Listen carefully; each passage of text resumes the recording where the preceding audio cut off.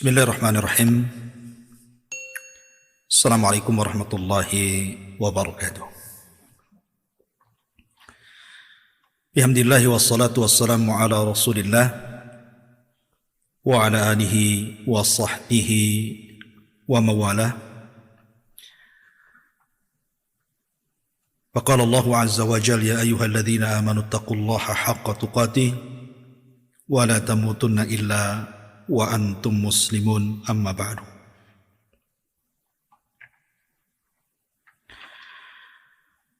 Ma'asyiral muslimin, para pendengar Kiswah TV yang dimuliakan Allah Subhanahu wa taala. Alhamdulillah, segala puja dan puji hanya milik Allah Subhanahu wa taala. Salawat dan salam tak lupa kita haturkan kepada Rasul kita Muhammad bin Abdullah. Allahumma salli ala Muhammad wa ala alihi wa sahbihi wa man sara ala nahji ila yaumiddin. Ma'asyiral muslimin, para pendengar dan pemirsa Kiswah TV dimanapun Anda berada, pembahasan di pagi hari ini kita akan membahas tentang sosok khalifah yang sangat mendunia namanya, sehingga banyak ahli sejarah banyak mencatat tentang sosok khalifah ini. Berjilid-jilid dicatat, sehingga namanya harum dan akan senantiasa dikenang sampai hari ini, bahkan sampai kiamat dibangkitkan. Dialah sang khalifah yang telah merubah peradaban kaum muslimin, sehingga Islam tersebar sampai ke seantero dunia. Dialah Al-Faruq Abu Hafsin Umar ibn Al-Khattab radhiyallahu anhu. Ma'asyiral muslimin yang dimuliakan Allah Subhanahu wa taala, sedikit gambaran sebelum saya menjelaskan sedikit biografi beliau, bagaimana beliau merubah dunia. Kita tahu bahwa ketika Umar bin Khattab radhiyallahu an diangkat menjadi khalifah kedua setelah Abu Bakar Siddiq radhiyallahu an, 2 tahun atau 3 tahun setelahnya, maka Amirul Mukminin Umar bin Khattab membuat gebrakan dengan membukakan beberapa negara menjadi negara Islam, seperti Mesir, Irak, Palestina, Afrika Selatan, dan begitu seterusnya, dan berakhir meruntuhkan 2 negara adidaya yang ketika itu menguasai dunia, Persia dan juga Romawi. Bahkan berakhir dengan kemenangan yang sangat gemilang dengan menguasai Baitul Maqdis. Ketika Abu Ubaidah ibn al-Jarrah radhiyallahu an, seorang pemimpin yang luar biasa,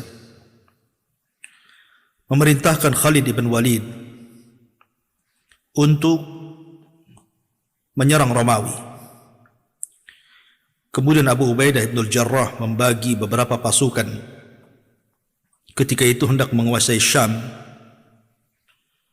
Di antaranya mengutus Yazid bin Abi Sufyan ke Damaskus, tepatnya di Palestina, untuk menguasai Palestina. Kemudian juga Urdun dikuasai dan disuruhnya Syarahbil ibn Hasanah untuk menguasai Urdun. Kemudian juga Himsa dan negara-negara yang lainnya ketika itu berhasil dimenangkan kaum muslimin.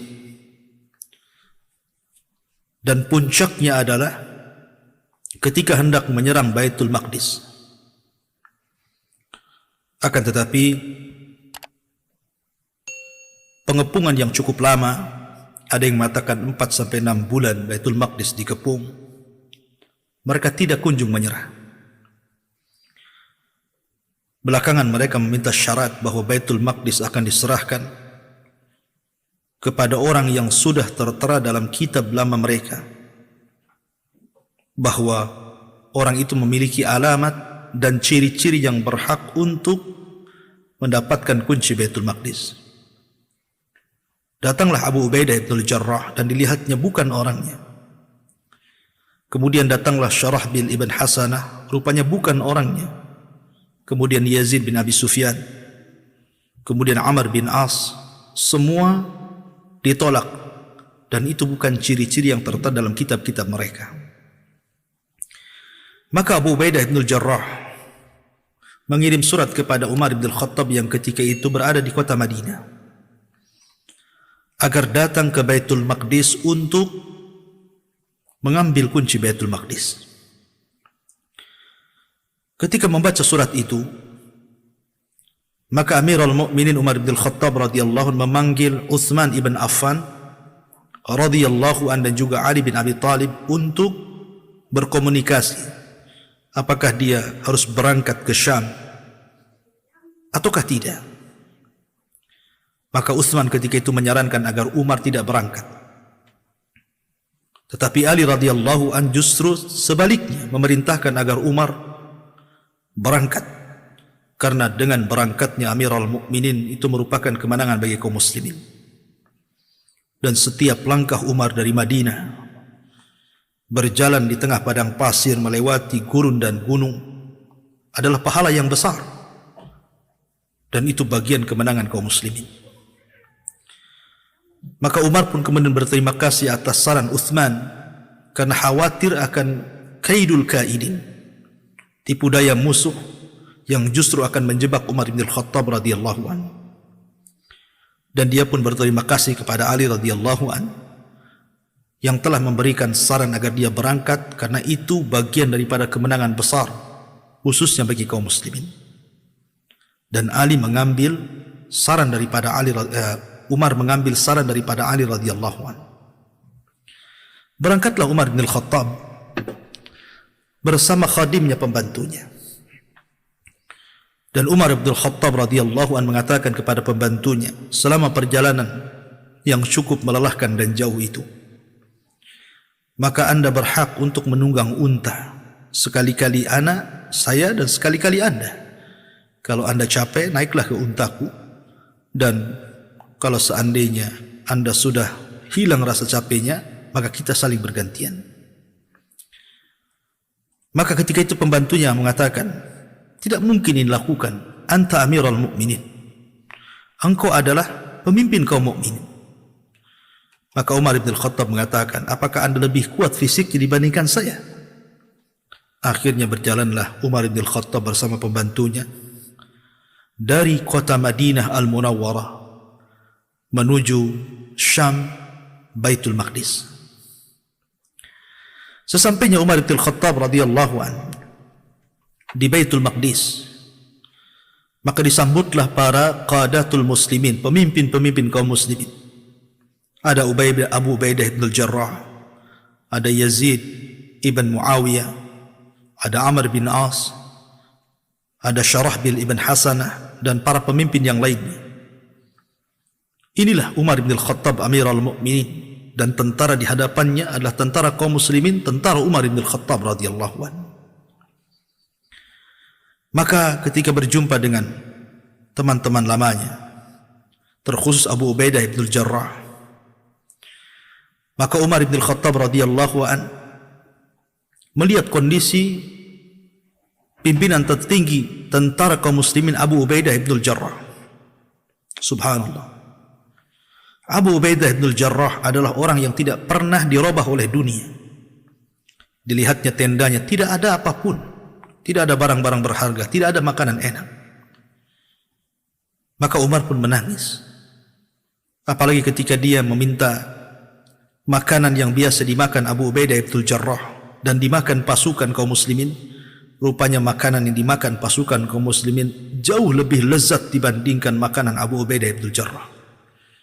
Maka Umar mengatakan, ya Abu Ubaidah, kami semua dirubah oleh dunia kecuali dirimu. Dunia tidak pernah merubahmu. Ketika itu Umar bin Khattab radhiyallahu anhu memakai pakaian biasa, bahkan ada robekan, 14 robekan di pakaiannya. Ketika Abu Ubaidah bin Jarrah radhiyallahu anhu menyarankan agar Umar mengganti pakaiannya, karena dia akan menemui Raja Batrik ketika itu yang memimpin Baitul Maqdis untuk menyerahkan kuncinya agar terlihat wibawa dengan pakaian kemegahan, pakaian kepemimpinan. Maka Umar bin Khattab mengatakan kepada Abu Ubaidah, "Ya Aba Ubaidah, innallaha a'azzana bil Islam, wa man yabtaghi al-'izzata bighairi ma a'azzana Allah, adallana Allah." Wahai Aba Ubaidah, kita ini dimuliakan dengan Islam, bukan dengan pakaian. Kita dimuliakan dengan Islam, bukan dengan dandanan. Maka barang siapa yang mencari kemuliaan selain daripada Islam, pasti Allah akan hinakan kita. Biarkan aku seperti ini. Maka Umar bin Khattab pun kemudian berjalan diapit dengan para pemimpin kaum muslimin dan tentara kaum muslimin yang sangat kuat kala itu menuju Baitul Maqdis. Maka orang-orang kafir di Baitul Maqdis yang sebelumnya menguasai Baitul Maqdis, ketika mendengar akan datangnya Amirul Mukminin Umar bin Khattab radhiyallahu anhu, maka keluarlah para wanita, keluarlah anak-anak, keluarlah warga Baitul Maqdis, dan mereka penasaran seperti apa Amirul Mukminin, seperti apa Umar bin Khattab radhiyallahu anhu, seperti apa raja yang agung yang akan mengambil Baitul Maqdis. Ketika sudah mendekati Baitul Maqdis, maka Umar bin Khattab radhiyallahu anhu turun dari untanya, kemudian memerintahkan pembantunya untuk naik untanya. Kata pembantunya, "Wahai Amirul Mukminin, jangan kau lakukan itu. Nanti orang-orang menyangka bahwa saya adalah Amirul Mukminin dan bukan anda Amirul Mukminin." Tapi Umar bin Khattab mengatakan, "Sudah, naik saja." Akhirnya kemudian berjalanlah pasukan menuju Baitul Maqdis untuk berjumpa dengan Batrik, penguasa Baitul Maqdis kala itu. Ketika melihat pasukan yang sangat besar, turunlah Batrik dari singgasananya, dan dia melihat orang yang di atas unta dan disangkanya itu adalah Khalifah Amirul Mukminin. Dia pun bertanya, "Apakah ini Amirul Mukminin?" Kata Abu Ubaidah bin Jarrah, "Bukan. Amirul Mukminin adalah orang yang menuntun unta itu." Maka Batrik kemudian takjub dan mengatakan, "Sungguh ini yang tercatat dalam buku-buku kami, kitab-kitab kami. Inilah sahabat Rasul yang akan menguasai Baitul Maqdis. Di antara alamatnya, pakaian yang dipakainya ada 14 robekan. Dan dia pantas untuk memiliki Baitul Maqdis." Maka Umar bin Khattab pun akhirnya menerima kunci Baitul Maqdis, dan Baitul Maqdis pun menyerah kepada kaum muslimin. Dan inilah misdaq sabda Nabi sallallahu alaihi wasallam yang disabdakan oleh Nabi sallallahu alaihi wasallam, "U'dud sittan baina yaday sa'ah." Perhatikan 6 perkara sebelum tegaknya hari kiamat. Kata Nabi sallallahu alaihi wasallam, "Mauti, kematianku." Kemudian fathu Baitul Maqdis, terbebaskannya Baitul Maqdis dan jatuh ke tangan kaum muslimin. Maka Umarlah orang yang pertama membebaskan Baitul Maqdis, baru setelah itu Mu'tasim, baru setelah itu Abi Ayyub Al-Ansari radhiyallahu anhu, Salahuddin Al-Ayyubi rahimahullahu taala. Ma'asyiral muslimin yang dimuliakan Allah subhanahu wa ta'ala, ketika keesokan harinya di hari Jumat, maka Umar bin Khattab radhiyallahu an dengan pasukan kaum muslimin melaksanakan solat Jumat pertama di Baitul Maqdis. Dia panggil Bilal. "Aina Bilal? Di mana Bilal?" Maka datanglah Bilal menghadap Amirul Mukminin Umar bin Khattab radhiyallahu an dan mengatakan, "Ya Bilal, adzin, azanlah wahai Bilal." Maka Bilal mengatakan, "Wallahi ya Amirul Mukminin, la uadzinu ba'da Nabi sallallahu alaihi wasallam." Wahai Umar, wahai Amirul Mukminin, demi Allah saya tidak akan azan setelah kematian Nabi SAW, karena saya adalah muadzin Rasul. Tapi Umar mengatakan, tolonglah wahai Bilal, azanlah untuk pertama kali di sini. Tapi Bilal tetap tidak mau. Sampai kaum muslimin mengatakan, ya Bilal, ittaqillah, bertakwalah kau kepada Allah yang memerintahkan kau adalah Amirul Mukminin. Akhirnya kemudian Bilal pun azan. Dan ketika itu Bilal sudah tua. Suaranya tidak selantang ketika dia masih muda. Maka adzanlah Bilal, Allahu Akbar, Allahu Akbar. Maka para sahabat yang pertama kali menangis adalah Umar bin Khattab. Kemudian para pembesar kaum muslimin, kemudian jaisul muslimin, semua menangis. Mereka teringat dengan kehidupan mereka bersama Nabi SAW. Seolah-olah mereka memandang wajah Rasul, bagaimana Rasul tersenyum, bagaimana Nabi SAW ketika mengajarkan kebaikan kepada mereka. Teringat semua bayangan-bayangan itu. Diingatkan dengan adzan Bilal ibn Rabah radhiyallahu anhu. Ma'asyiral muslimin yang dimuliakan Allah Azza wa Jalla, akhirnya kaum muslimin pun mampu menguasai Persia dan juga Romawi. Maka tidak diragukan lagi bahwa itulah zaman keemasan di mana Umar bin Khattab radhiyallahu anhu berhasil menguasai negara yang sangat kuat kala itu, Persia dan Romawi, dan runtuhnya Baitul Maqdis ke tangan kaum muslimin di tangan Amirul Mukminin Umar bin Khattab radhiyallahu anhu. Ma'asyiral muslimin, para pendengar dan pemirsa Kiswah TV yang dimuliakan Allah Subhanahu wa taala. Bicara tentang Umar bin Khattab radhiyallahu anhu. Maka Umar bin Khattab radhiyallahu anhu dilahirkan pada tahun 590 miladi, atau dengan kata lain, beliau dilahirkan setelah Nabi SAW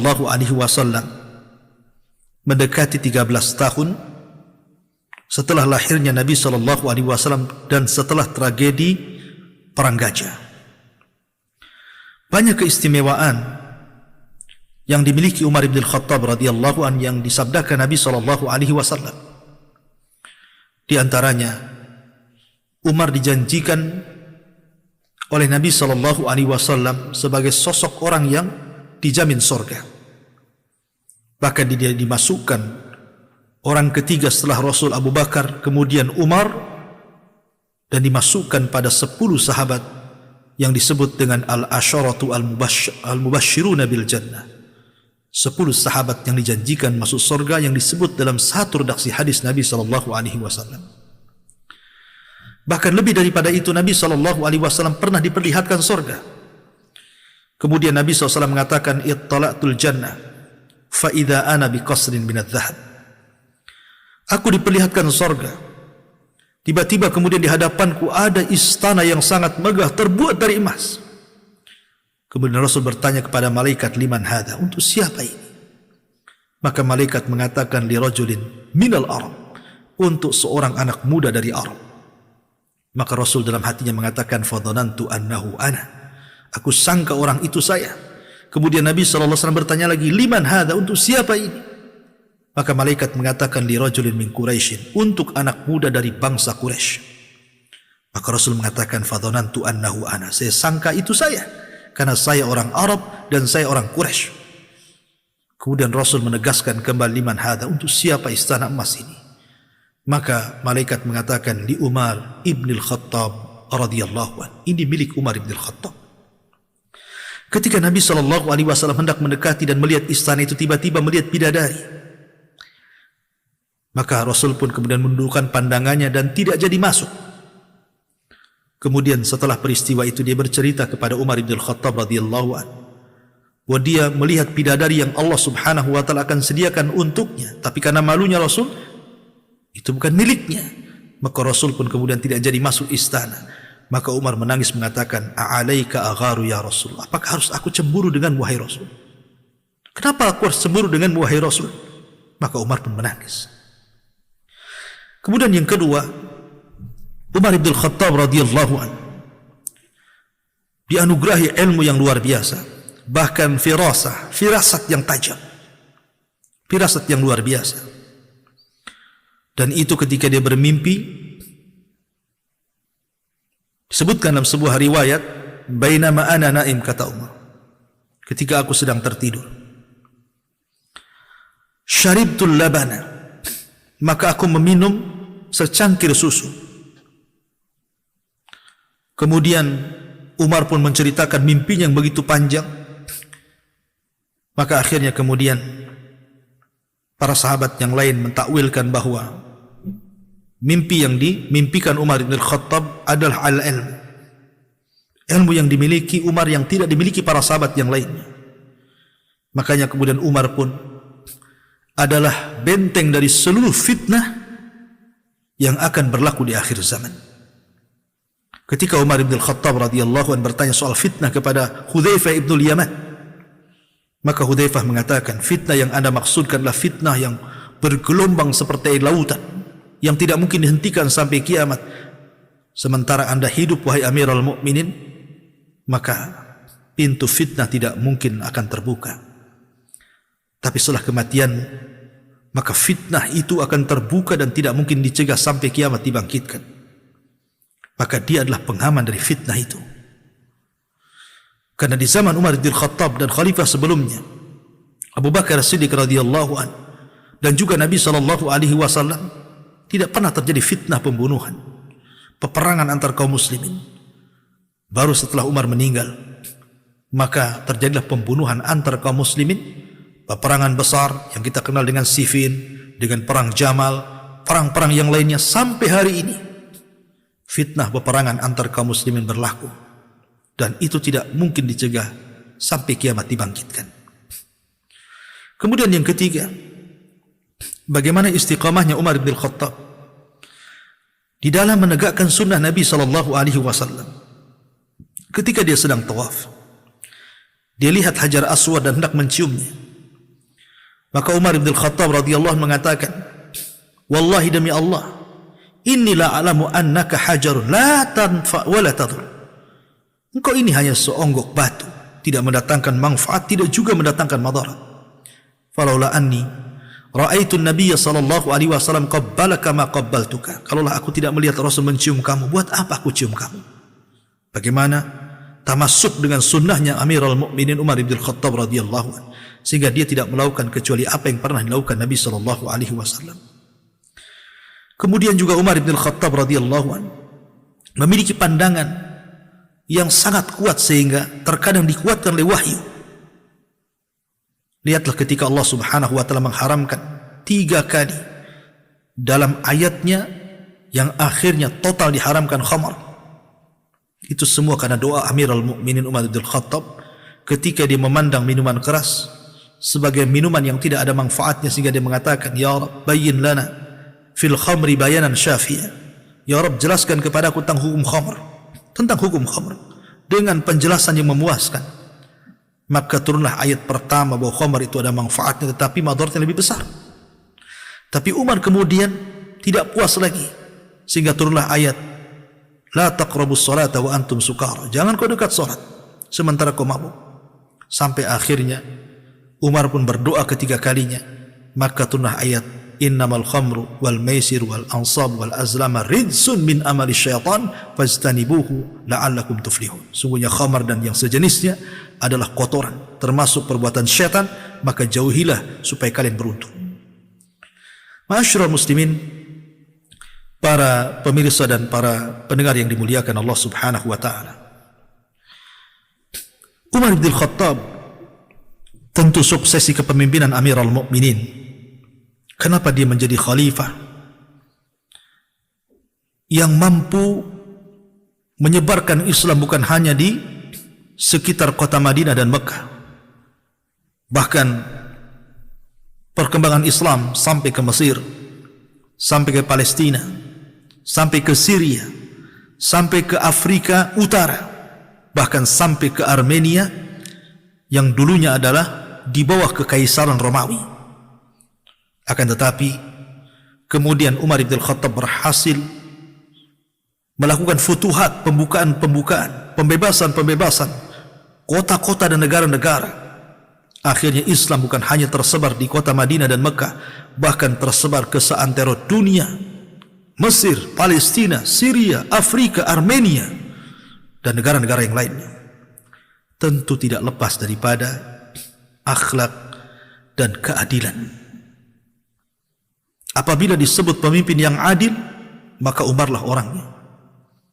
Ya, sifat adil itulah yang menjadikan Umar mampu memimpin dan menguasai dunia.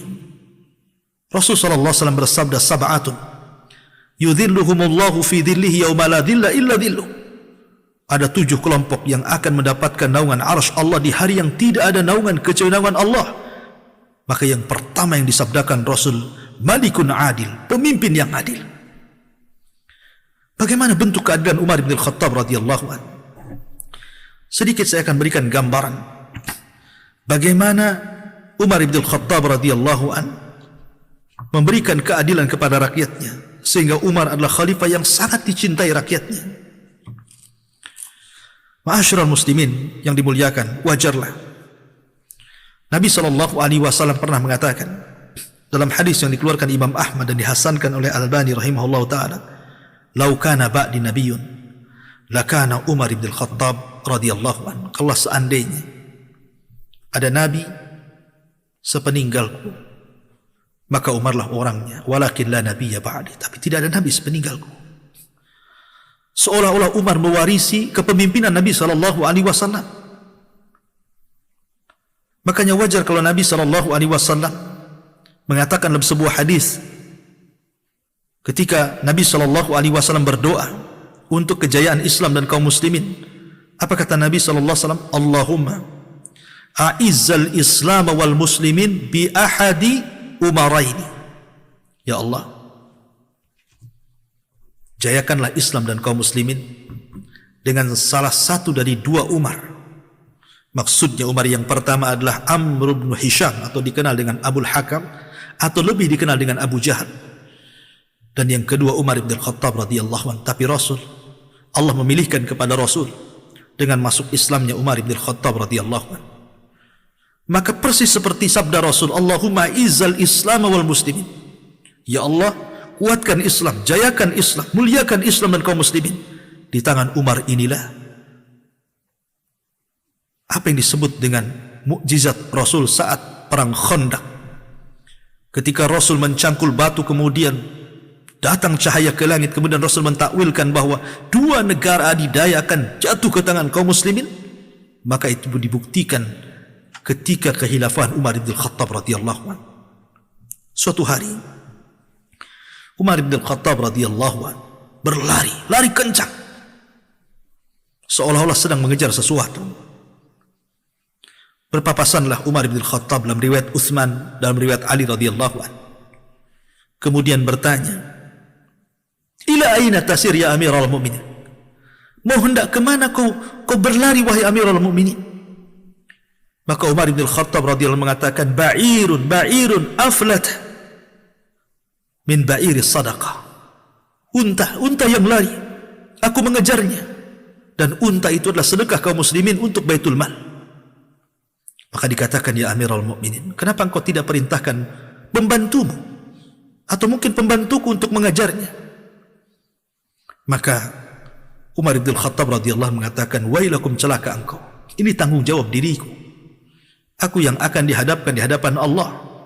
Lalu apa yang aku katakan di hadapan Allah bila Allah bertanya tentang masalah unta sedekah ini? Maka Ali radhiyallahu anhu mengatakan, laqad at'abtal ladzi yaji'una ba'daka ya Amirul Mukminin. Sungguh telah membuat lelah orang-orang yang akan menjadi penerus setelahmu wahai Amirul Mukminin. Bagaimana bisa mereka akan melakukan hal yang sama dengan dirimu? Lihat bagaimana Umar bin Khattab radhiyallahu anhu. Apakah Umar takut kalau seandainya unta itu mati? Apakah Umar takut kalau seandainya unta itu hilang? Bukan itu yang ditakutkan Umar. Tetapi Umar bin Khattab takut kalau seandainya Allah akan bertanya kepadanya tentang unta sedekah yang lari dan dia tidak mengejarnya. Kalau seandainya pemimpin-pemimpin seperti Umar bin Khattab yang takut terhadap unta yang lari, dan itu adalah seekor binatang. Bagaimana perhatian Umar kepada manusia? Kepada binatang saja dia memberikan perhatian. Tentu kepada manusia akan lebih lagi dia memberikan perhatian. Dan itu ditunjukkan ketika Amul Maja'ah, tahun-tahun kelaparan, atau disebut dengan Yaumur Ramad. Ma'asyiral muslimin, para pendengar kiswah dan para pemirsa kiswah TV yang dimuliakan Allah Azza wa Jalla. Suatu ketika negeri Hijaz terjadi kelaparan yang luar biasa, paceklik yang berkepanjangan, sehingga kemudian satu persatu manusia meninggal. Banyak bayi-bayi, anak-anak meninggal dunia, wanita-wanita meninggal dunia, orang-orang tua meninggal dunia, bahkan orang kuat pun menjadi lemah. Binatang-binatang sudah tidak berdaya, banyak yang meninggal. Umar bin Khattab melihat rakyatnya yang sedang kelaparan. Suatu ketika Umar bin Khattab pun merasa kelaparan dalam perutnya. Kemudian dia tusuk perutnya dengan jarinya dan mengatakan, "Ya Umar, ayuhal batnu, qarkir aw la tuqarkir, fa wallahi lan taduqal lahma hatta yasba'u minhu sabiyul muslimin." Kata Umar bin Khattab, "Wahai perut, bunyi ataukah kau tidak bunyi? Demi Allah, engkau tidak akan merasakan daging sampai anak-anak kaum muslimin merasa kenyang." Subhanallah. Bagaimana Allah Subhanahu wa taala menggambarkan, "Wa yu'thiruna ala anfusihim walau kana bihim khasasah." Umar senantiasa mendahulukan orang lain, rakyatnya, walaupun dia pun dalam kondisi susah, kelaparan. Sampai suatu ketika Umar bin Khattab radhiyallahu anhu mengalami hal yang sama yang dialami rakyatnya. Sampai-sampai dikatakan oleh Aslam pembantunya, "Laula yarfa'ullahu amar ramadah la dhananna anna Umar yamut hamman bi amril muslimin." Kalau karena bukan Allah mengangkat bencana kelaparan, bencana paceklik, tentu kami menyangka Umar akan meninggal, karena terus setiap hari memikirkan bagaimana solusi untuk kaum muslimin. Sampai ada seorang sahabat membawa al-Maidah, membawa makanan, membawa sanamul jazur, punuk unta yang sudah dimasak, siap santap, dan juga hati unta, dihadapkan kepada Amirul Mukminin radhiyallahu anhu. Maka Umar yang pertama kali bukan langsung menyantap, padahal dia sedang kelaparan. Umar hanya mengatakan, "Min aina hadha?" Dari mana unta ini? Dari mana makanan ini? Mereka mengatakan, "Ini unta baru disembelih wahai Amirul Mukminin, dan dikhususkan untuk Anda wahai Amirul Mukminin." Maka Umar mengatakan, "Bi'sal wali ana in ta'imtu tayyibaha wa taraktu lin-nasi qaradisaha." Celakalah bagi seorang pemimpin kalau seandainya ini dilakukan, dan celakalah diriku menjadi pemimpin kalau seandainya aku memakan yang baiknya dan kutinggalkan yang buruknya untuk manusia. La haula wala quwata illa billah. Bagaimana Umar bin Khattab radhiyallahu terus setiap hari memikirkan kondisi manusia saat kelaparan kala itu. Dan ini wajib dan patut ditiru oleh pemimpin-pemimpin kaum muslimin. Karena bagaimanapun Allah tidak akan memandang para pemimpin yang mereka tidak memberikan perhatian penuh kepada rakyatnya. Kullukum mas'ul, kullukum ra'in wa kullukum mas'ul. Kalian pemimpin dan akan ditanya kepemimpinan kalian. Ma'asyiral muslimin yang dimuliakan Allah Azza wa Jalla. Bahkan suatu ketika Umar bin Khattab sedang berkumpul bersama para sahabatnya fi hukmi al-qadha. Memang hari itu Umar mengkhususkan bagi para sahabat, bagi kaum muslimin yang punya masalah, datang kemudian adukan masalahnya. Tiba-tiba datang syabaini musri'ah ila amiril mu'minin. Datang dua anak muda bergegas berlari menuju Amirul Mukminin dan menyeret seorang laki-laki. Kemudian salah satu dari keduanya mengatakan, "Ya Amirul Mukminin, inna hadzal rajul qatala abina." wahai Amirul Mukminin, orang ini sudah membunuh bapak kami. Maka Umar pun melirik kepada orang yang diseret kedua pemuda ini dan mengatakan, aqataltahu, apakah engkau sudah membunuhnya? Benar kau sudah membunuhnya? Maka orang ini mengatakan, na'am ya Amirul Mukminin, qataltuhu, aku sudah membunuh bapak dua orang ini. Kemudian Umar meminta alasannya, kenapa kau bunuh dia? Maka orang ini mengatakan, ya Umar, laqad dakhala ardi fanahartuhu falam yastajib. Wahai Umar, aku melihat bapaknya orang ini masuk ke kebunku. Aku berusaha larang tapi dia tidak dengar. Aku larang lagi tidak dengar lagi. Aku larang lagi tidak dengar lagi. Fadarabtu bihajarin fasujja ra'suhu famat. Aku pukul kepalanya, berdarahlah. Akhirnya dia mati sebab pukulanku. Maka Umar mengatakan, idzan qisas, kalau begitu engkau harus diqisas. Kau sudah bunuh orang, dibunuh. Maka orang ini menangis dan mengatakan, ya Amirul Mukminin, inna li zawjatun wa atfalun fi sahara wa la mu'ina lahum, idzan li an adhhab ilaihim fa ut'imuhum wa uwaddi'uhum wa ukhbiruhum bi khabari thumma a'udu laka ya Amirul Mukminin. Wahai Amirul Mukminin, aku ini punya istri, punya anak, mereka berada di padang pasir, tidak ada yang bisa menolong mereka. Izinkan aku menemui keluargaku dulu. Aku akan beri mereka makan. Aku akan berpamitan kepada mereka dan aku habarkan tentang kabar ini kepada mereka, biar mereka tidak cemas.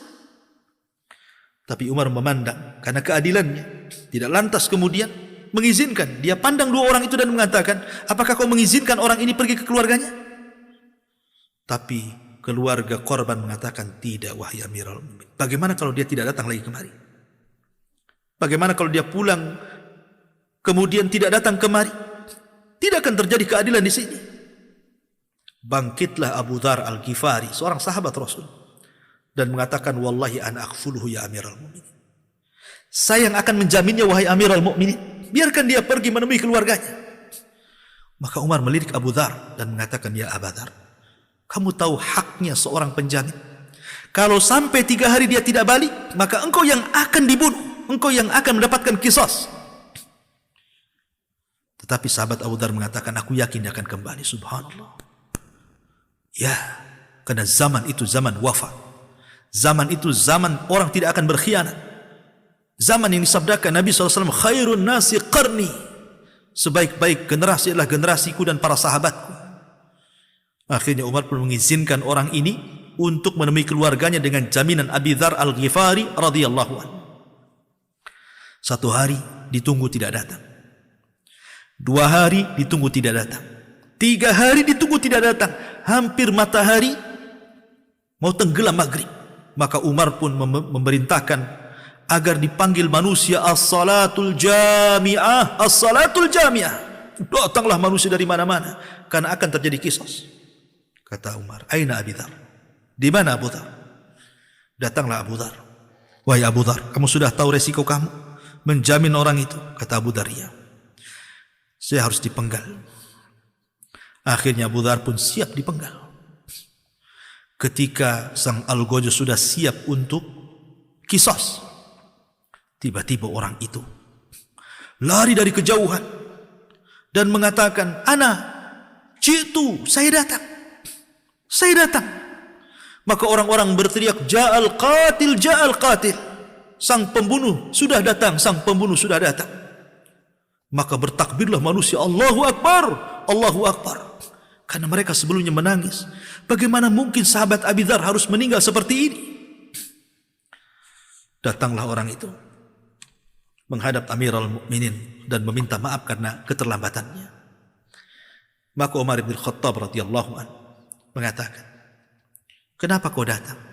Bukankah kau bisa bersembunyi di padang pasir sehingga tidak terjadi qisas kepadamu?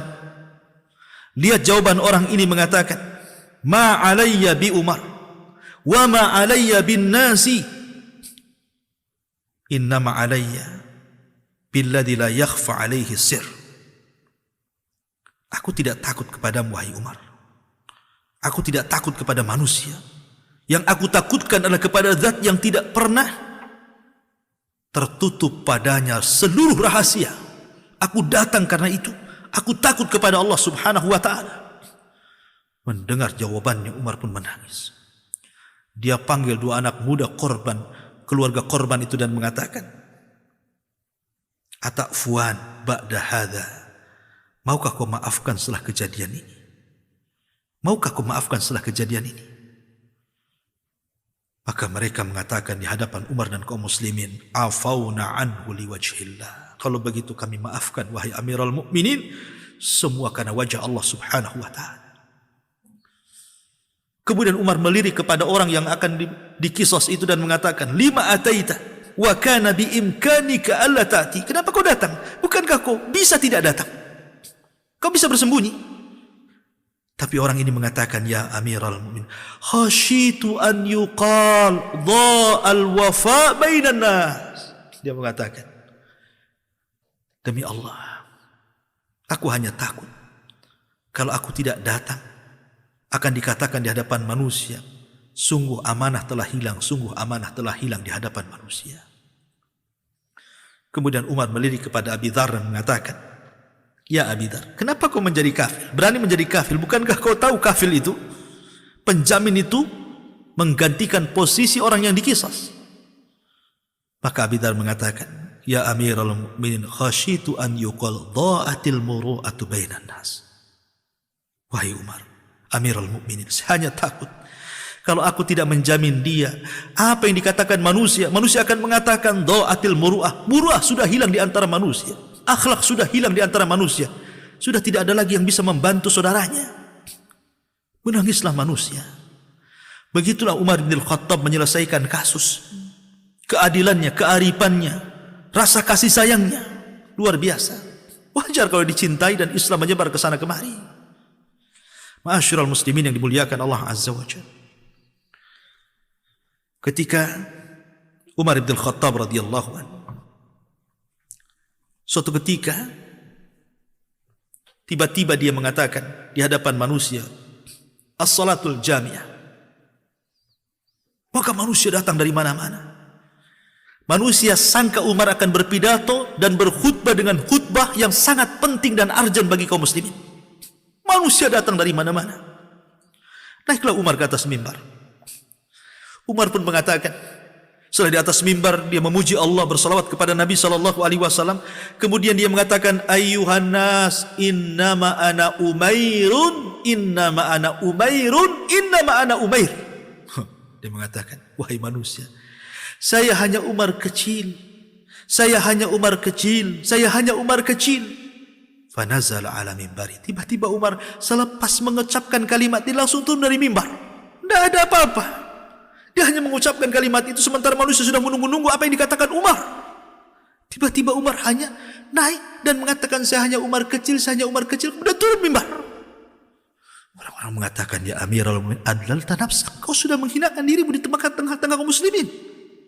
Dikiranya engkau akan menyampaikan sesuatu yang penting bagi kami." Maka Umar memberikan alasannya. Lihat alasannya. Dia mengatakan, "Wallahi demi Allah, inna nafsi alladhi bariha qad u'jibat fa'aradtu an udhillah." Begini, tadi malam jiwaku tergoncang sehingga aku merasa takjub dengan kekuasaanku. Aku merasa sombong bahwa aku sudah menguasai negara ini dan negara itu. Aku merasa sombong dengan keberhasilan kepemimpinanku. Dan aku ingin mengalahkan bahwa semua adalah karunia dari Allah Azza wa Jalla. Aku ingin menundukkan hatiku supaya jangan muncul takabbur, muncul ujub dalam hatiku. Makanya aku katakan, "Innama ana Umair, innama ana Umair." Saya Umar kecil, saya Umar kecil. La haula wala quwata illa. Seandainya para pemimpin ini seperti Umar bin Khattab yang tidak membanggakan kepemimpinannya. Karena banyak pemimpin itu kalau berceramah pasti akan bicara tentang keberhasilan. Bahwa dalam kepemimpinan saya tingkat ekonomi sudah ini. Dalam kepemimpinan saya sudah bisa menyelesaikan ini dan itu. Dalam kepemimpinan saya sudah bisa ini, bisa itu. Kebanyakan para pemimpin kalau berpidato pasti akan bicara tentang keberhasilan. Sehingga ujub dan takabur. Tapi Umar tidak mau seperti itu. Sehingga dia mengatakan, "Innama ana Umair." Saya hanya Umar kecil, bukan Umar besar. Makanya ketika dia lewat di pasar, ada nenek di situ. Tiba-tiba nenek ini memanggil-manggil, ya Umair, ya Umair. Umar tidak marah. Umar itu bahasa Arab, isim tasghir, merendahkan orang. Ya. Tapi Umar tidak marah. Umar malah menangis. Kata Aslam pembantunya, dia hampir menghardik nenek tua itu. Tapi Umar mengatakan, jangan, kau tidak tahu siapa nenek itu ya. Maka Aslam mengatakan, emang siapa dia? Maka Umar mengatakan, dialah Haulah bintu Hakim. Haulah bintu Hakim. Yang satu surat turun kepadanya, surah Mujadilah. Turun kepada Haulah bintu Hakim. Biarkan dia menasihatiku. Maka Haulah mengatakan, ya Umar, engkau dulu Umar kecil di pasar Uqad, kemudian menjadi Umar, kemudian menjadi khalifah. Fattakillah, bertakwalah kau kepada Allah. Umar pun menangis ketika mendengar itu. Memang Umar seperti itu. Ma'asyiral muslimin yang dimuliakan Allah Azza wa Jalla. Suatu ketika Amr bin As yang ketika itu menjadi wali Mesir, menjadi gubernur Mesir pada Khalifah Umar bin Khattab, menulis surat kepada Umar mengadu tentang rakyat Mesir yang susah diatur. Tapi Umar bin Khattab tidak lantas membela Amr bin As ketika itu. Karena la muhabata bainal muslimin. Tidak boleh seseorang itu mengagungkan yang lain dan merendahkan yang lainnya. Justru Umar kemudian membalas surat Amr bin As itu justru menyalahkan pemimpinnya dan mengatakan, ya Amr, laqad balagani annaka tajlisu fi majlisika muttaki'an fala taf'al wajlis kama yajlisun nas. Hei Amr, kata Umar dalam surat itu, telah sampai kabar kepadaku engkau ini selalu duduk di majelismu bersandar. Jangan kau lakukan. Duduklah sebagaimana manusia duduk. Lihat bagaimana Umar bin Khattab memberikan bahasa kinayah kepada Amr, bahwa engkau walaupun menjadi pemimpin di mata Islam sama dengan rakyatmu. Bukan berarti kalau pemimpin lebih mulia, rakyat lebih hina. Pejabat lebih hebat, rakyat tidak hebat. Islam itu membedakan satu dengan yang lainnya hanya dengan takwa. Makanya Rasul mengatakan, la fadla bainal arabi wal a'jam walal aswad alal ahmar illa bitaqwallahi azza wa jalla. Tidak ada beda. Mau anda orang Arab, mau anda bukan Arab, mau anda orang berkulit hitam, mau anda berkulit putih, yang membedakan di antara kalian hanyalah takwa. Inna akramakum indallahi atqakum. Keadilan yang ditegakkan Umar bin Khattab. Subhanallah. Bahkan Umar bin Khattab suatu ketika melihat Abu Hurairah radhiyallahu datang dari Bahrain membawa harta yang banyak. Kata Umar bin Khattab, "Ma hadza ya Abu Hurairah?" Hei, apa ini wahai Abu Hurairah? Kata Abu Hurairah, "Mal ya Amirul, harta ini semuanya 500,000, 500,000 dirham." Itu bukan uang sedikit zaman itu, uang banyak itu. Umar hanya mengatakan, "Atayyibun hadzal mal ya Abu Hurairah?" Apakah ini harta yang baik? Apakah ini harta yang halal? Kau dapatkan dari mana harta ini? Kata Abu Hurairah, "Ya Amirul Mu'minin, la a'lamu anhu illa tayyiba." Aku tidak mengetahui harta ini kecuali harta ini semua baik wahai Amirul Mu'minin. Tidak ada harta yang haram dalam harta ini. Lihat bagaimana Umar bin Khattab bertanya, dari mana harta ini? Betapa banyak para pejabat yang dulunya tidak punya rumah mewah, tidak punya kendaraan megah, ketika menjabat sebentar saja rumahnya sudah besar, uangnya sudah banyak, investasi hartanya melebihi sebelum dia menjabat, dan tidak wajar kalau disesuaikan dengan gajinya. Makanya Umar mengatakan kepada Abu Hurairah, "Ya Abu Hurairah, atayyibun hadzal mal?" Apakah harta ini baik? Apakah harta ini halal? Apakah harta ini bukan harta haram? Kata Abu Hurairah, "Tidak wahai Amirul Mukminin, tidak, ini semua harta baik." Umar mengatakan kepada pembantunya, "Ijma' liyan nas." Kalau begitu kumpulkan manusia. Datang manusia dari mana-mana.